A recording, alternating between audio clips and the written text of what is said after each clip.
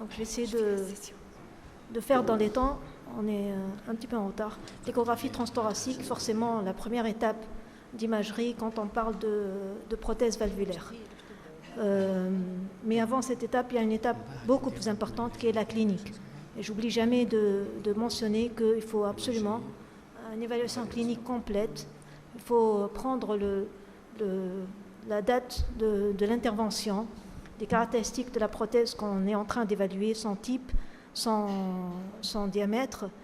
Et malheureusement, le type, le diamètre de la prothèse, dans mon exercice, ne sont pas toujours fournis. Et c'est un obstacle à l'évaluation, la bonne évaluation des prothèses, quand on sait la variation des paramètres hémodynamiques qu'on peut avoir en fonction du diamètre et du type de la prothèse. Donc, l'écho est la première transthoracique. On va parler de l'échographie transthoracique. C'est forcément la première étape. Et pour ces 10 minutes qui suivent, j'ai choisi 10 pièges. Parce que le temps est limité, on ne pourra pas parler de tout. Et on va commencer par... on va parler de 10 pièges principaux en 10 minutes, Inch'Allah. Donc le premier, c'est ne pas se référer aux références. Voilà mon premier piège, parce que je sais qu'il y a beaucoup de jeunes ici. Et ils ont une multitude de sources de connaissances. Certaines sont validées, d'autres moins. Et on doit toujours revenir au papier de référence, à savoir les guidelines. Malheureusement, les guidelines des prothèses, à proprement parler, remontent à 2009. Les guidelines américains remontent à 2009, ce qui est ancien, mais qui reste pratiquement en plus grande partie tout à fait valable.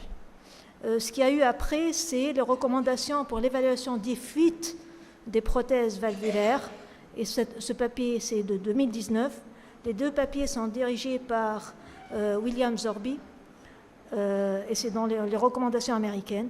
Et après, il faut se référer au VARC, au consortium de l'évaluation des valves percutanées, et on en est au VARC 3 de 2021.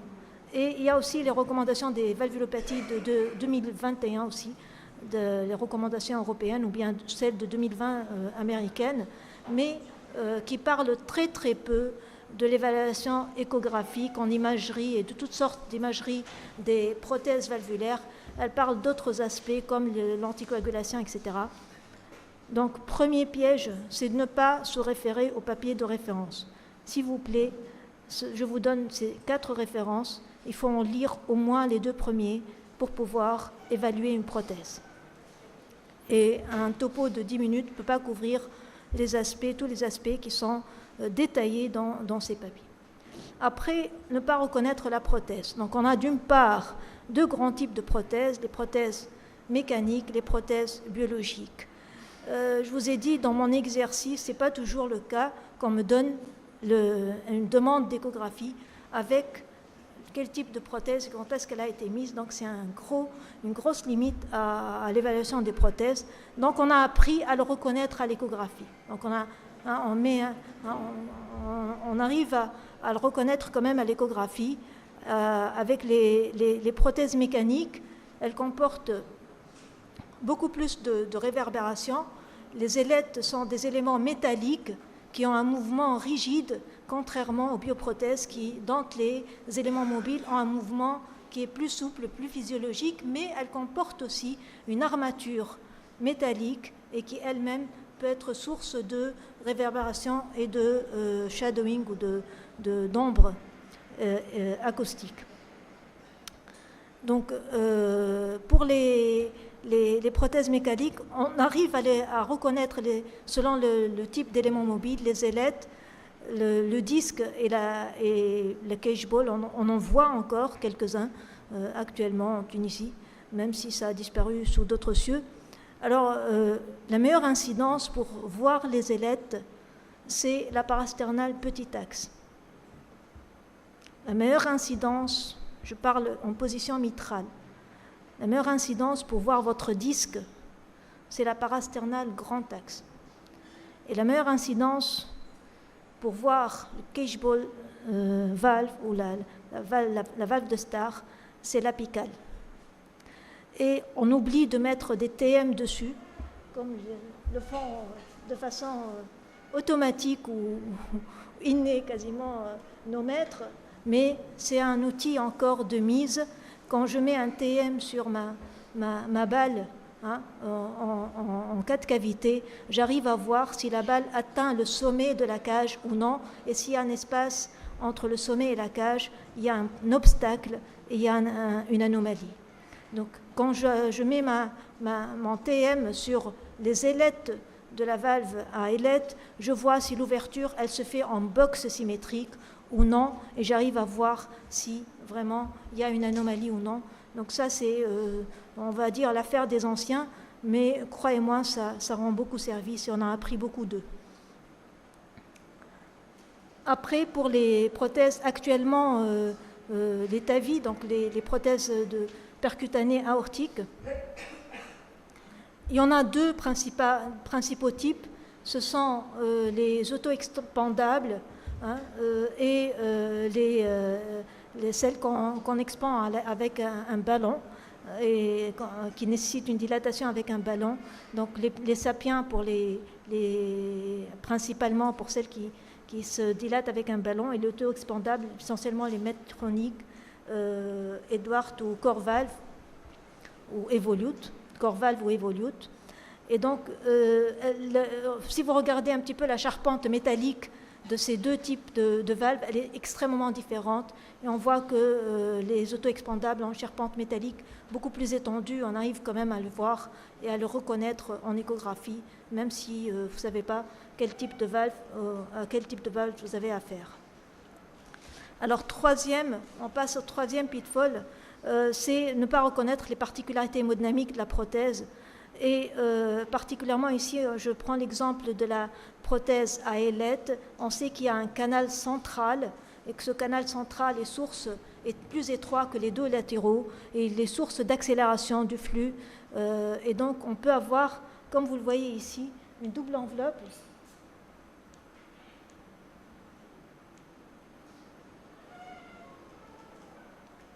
Une accélération, et donc il ne faut pas prendre cette vitesse maximale ici qui atteint quasiment 3 mètres pour la vitesse de la prothèse. Ça, c'est l'accélération dans le flux, dans le canal central. Ça peut être physiologique dans une petite prothèse à ailette. Donc là, vous voyez une double enveloppe. Ce n'est pas une obstruction, mais c'est juste la caractéristique de la prothèse à ailette avec son canal central. Aussi, pour les déterminants hémodynamiques de la prothèse, donc c'est bien sûr le type de la prothèse, les ailettes ou les valves stentées ou stentless ne font pas le même profil hémodynamique, même si elles ont la même taille. Et donc, il faut en tenir compte, et il faut tenir compte du débit cardiaque du patient, du flux à travers la prothèse, et on doit forcément prendre en compte la pression artérielle et la fréquence cardiaque du patient au moment où on fait l'examen. Ce ne sont pas les paramètres qui ont été recueillis le matin quand votre patient était en salle. Donc les paramètres changent dès que votre patient arrive en salle d'écho, et elles changent dès que vous passez de l'ETT à l'ETO. Donc, s'il vous plaît, prenez les paramètres en temps réel. Alors, je passe au quatrième pitfall. C'est un problème d'examen, de référence et de timing des examens. Alors, pour les prothèses biologiques ou les bioprothèses, on doit faire une évaluation initiale avant la sortie du patient, après l'opération. Mais idéalement, cette évaluation initiale, elle va être faite 2 à 6 semaines après l'opération, une fois l'anémie corrigée, les facteurs hémodynamiques stabilisés, etc.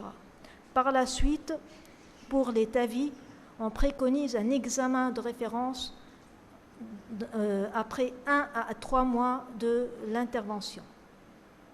Les TAVI sont actuellement fortement monitorés, et dans les recommandations que je vous ai montrées, donc le VAR3, on recommande de faire un examen annuel. À partir de l'implantation, le patient doit être revu tous les ans, Et ça, c'est l'affaire de début d'expérience, nécessité de faire des détails dans des registres, mais ça va peut-être disparaître un jour, comme les prothèses biologiques chirurgicales, pour lesquelles on recommande un examen de référence initial, et par la suite, on va commencer à faire des examens annuels à partir de la 5e ou la 10e année, selon deux sources différentes. Donc, une fois on a atteint les délais dans lesquels on peut voir des dégénérescences de prothèses, ça veut dire à partir de 5 à 10 ans, on va commencer à faire des examens annuels systématiques, mais entre l'implantation et l'examen de référence et 5 ou 10 ans, il n'y a pas d'examen à faire. Pour les valves mécaniques, on fait un examen initial et après c'est guidé par les symptômes, les signes ou si on trouve des anomalies. Ceci dit, ces patients qui ont des prothèses mécaniques, ils ne restent pas comme ça 10 ans sans écho, c'est impossible. Ils ont toujours des échos à faire pour d'autres raisons, pour des pressions pulmonaires, pour une fonction ventriculaire gauche, droite, etc. Et donc forcément, on va évaluer la prothèse, mais ce n'est pas une indication pour l'évaluation de la prothèse. Donc le point sur lequel on insiste ici, c'est cet examen de référence, de préférence un petit peu à distance de l'intervention, et c'est l'examen sur lequel on va se comparer pour juger si la prothèse dysfonctionne ou non. Alors, 5e pitfall, c'est quand vous allez faire votre examen et que le patient passe en cathétérisme, et on va vous dire vous avez tout faux, votre évaluation elle est complètement fausse, on ne comprend pas ce que vous faites. Il y a certains qui sont en train de me comprendre très très bien. Donc c'est la discordance entre l'échographie et le cathétérisme. Et ça, c'est dû dans pas mal de fois à ce phénomène de pressure recovery. Et l'échographie, elle évalue, quand on parle de surface effective de la prothèse, la surface effective de la prothèse, elle est inférieure à la surface anatomique. Et elle est, pour ne pas rentrer dans le détail pathologique ou physiologique plutôt de ce pressure recovery, la surface évaluée par l'échographie, par la méthode Doppler, elle est inférieure à la surface anatomique de la prothèse, car la surface effective, elle est inférieure justement à la surface de la prothèse. Le flux va continuer à converger au-delà de la prothèse, et donc la surface minimale, elle est inférieure à la surface anatomique, et elle est inférieure à la surface qu'on évalue quand on fait un gradient de pression en cathétérisme à travers la prothèse. Donc tout ça va faire qu'il va y avoir un gradient de pression, donc que ce soit pour le gradient de pression en particulier maximal mais aussi moyen ou bien à la surface, il va y avoir des discordances avec l'évaluation en cathétérisme, et ça il faut le comprendre. Alors, sixième pitfall, donc les artefacts et le shadowing. Donc vous voyez ici une prothèse métallique, il y a des réverbérations et il y a des cônes d'ombre. Et à partir de là, il est extrêmement difficile de voir ce qui se passe derrière. Et donc on peut regarder une valve comme ça et dire qu'il n'y a rien dessus, mais attention, faut vraiment se référer à d'autres vues ou à d'autres examens pour en être sûr. Les artefacts et les shadowing concernent particulièrement en transthoracique la valve mitrale, concernent beaucoup la valve mitrale quand il y a une double prothèse, que vous êtes en parasternal, mais concernent aussi, comme je vous l'ai mis à droite, les prothèses biologiques, le TAVI. N'oublions pas qu'elles sont stentées, qu'elles sont montées sur une armature métallique. Vous le voyez ici, vous avez une prothèse de TAVI et vous voyez la quantité d'ombre et de réverbération qu'elle génère. Alors, 7e pitfall, c'est ne pas considérer les bons paramètres. Alors, quand on étudie une prothèse valvulaire, il faut au moins rapporter la vélocité maximale, le gradient moyen, la surface effective, voire d'autres paramètres selon le type de la prothèse. Mais ça, c'est un minimum, quelle que soit la position et le type de la prothèse. Alors, quand on fait ces mesures-là, pourquoi faut-il les faire toutes Pourquoi on ne peut pas en prendre en compte uniquement une ou deux? Tout paramètre a ses limites et ses sources d'erreur. Et quand vous faites l'examen transthoracique, vous devez être en mesure d'évaluer l'exactitude de votre évaluation, de votre examen. Quand vous faites l'examen, vous devez être en mesure de dire est-ce que l'anneau a été pris de façon vraiment très juste, on peut être confiant en ce paramètre, ou bien vous-même, vous émettez des réserves sur la mesure que vous avez faite. Donc vous-même, vous pouvez mettre des réserves et à ce moment-là, utiliser dans votre analyse ou votre raisonnement des paramètres plutôt que d'autres. Pour l'anneau, il y a beaucoup de sources d'erreurs. Il ne faut surtout pas utiliser le diamètre nominal de la prothèse. Ça ne veut rien dire. Une fois implanté, ça prend un autre diamètre dans votre corps. Et il faut mesurer des rebords externes. Il faut avoir un bon alignement avec l'axe central de la prothèse. Sinon, c'est tout faux aussi quand on est en oblique. Il faut reconnaître, comme j'ai dit, si la mesure n'est pas optimale, si le patient n'est pas échogène, etc. Et si je dis que ma mesure elle est douteuse, je vais essayer de m'affranchir de ce paramètre-là, d'utiliser plutôt d'autres paramètres qui ne reposent pas sur l'anneau, par exemple l'index de vélocité au Doppler, qui s'affranchit de la mesure de l'anneau. Pour le gradient et la vélocité, elles dépendent des conditions hémodynamiques. Et donc, je l'ai dit tout à l'heure, il faut tenir compte de la fréquence cardiaque, de la pression artérielle, du flux à travers la prothèse. Et à ce moment-là, si je reconnais qu'il y a des conditions hémodynamiques qui m'échappent, ou qu'il y a une accélération, ou bien qu'il y a une double régurgitation sur les deux valves, et que ça devient difficile d'évaluer, ou bien que le patient est anémique, donc là, je vais reposer sur d'autres paramètres qui peuvent s'affranchir des conditions anatomiques, des conditions hémodynamiques, comme l'air valvulaire, et encore une fois aussi le DVI, qui sont beaucoup moins dépendants des conditions hémodynamiques. S'il vous plaît, il reste 3 autres présentations, Dr Mreid. Est-ce que vous pouvez accélérer un peu? Merci. Alors pour l'obstruction, je vous ai mis les seuils. Pour l'obstruction de prothèse en transthoracique, ce n'est pas toujours évident. Alors, ce que je mets en valeur ici, c'est la nécessité de zoom en temps réel pour voir ce petit point échogène dans l'espace de la prothèse et qui est anormal, que vous voyez uniquement sur l'image zoomée. C'est de relier sur des paramètres indirects. L'accélération ici, avec une valve mitrale à 3 mètres, ce n'est pas normal. Une patiente qui a une HTAP, ce n'est pas normal.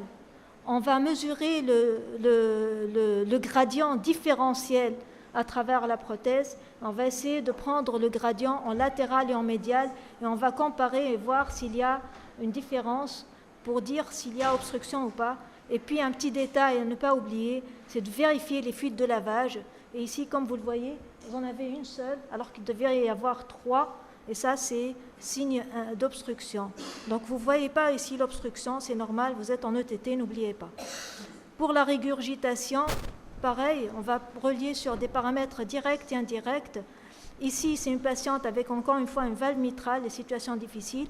Si on regarde la 4 cavités, ce n'est pas évident de voir une fuite, mais il faut multiplier les incidences et faire toutes les incidences. Et si vous regardez cette parasternale petit axe, vous voyez bel et bien le flux de régurgitation.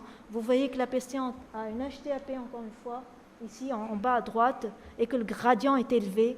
Et donc tout ça doit vous mettre sur la voie. Et vous ne devez pas lâcher la patiente en disant c'est une prothèse normale.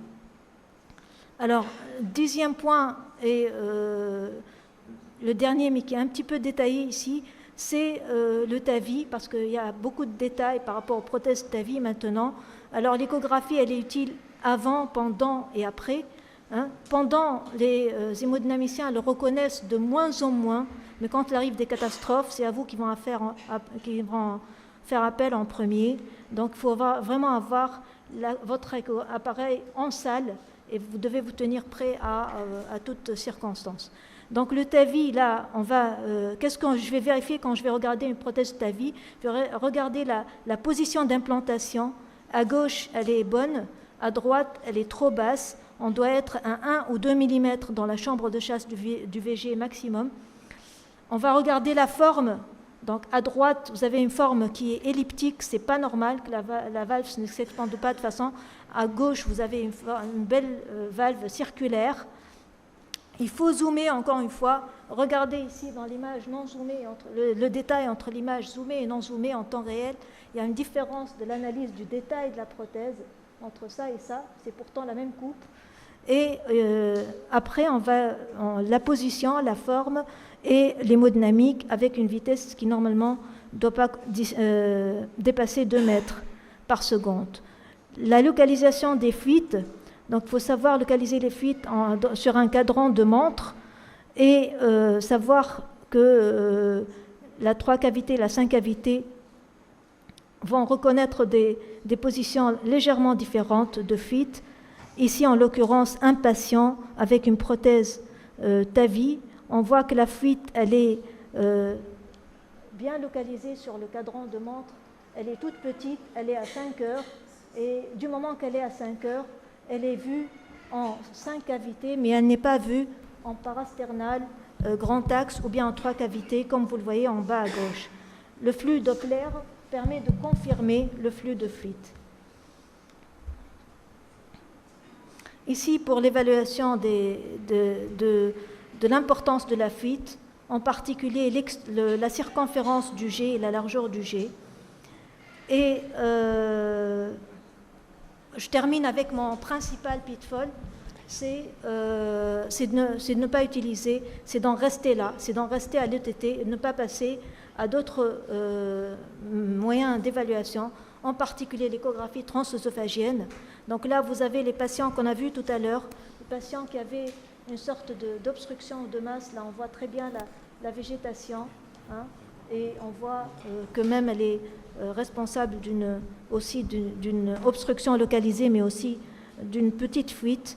Et là, le patient avec fuite paraprothétique, hein, la fuite, on ne la voyait pas, c'était plutôt des signes indirects. On la voyait à peine en petit axe, mais ici, c'est évident. Hein, et donc, on peut faire l'évaluation correcte.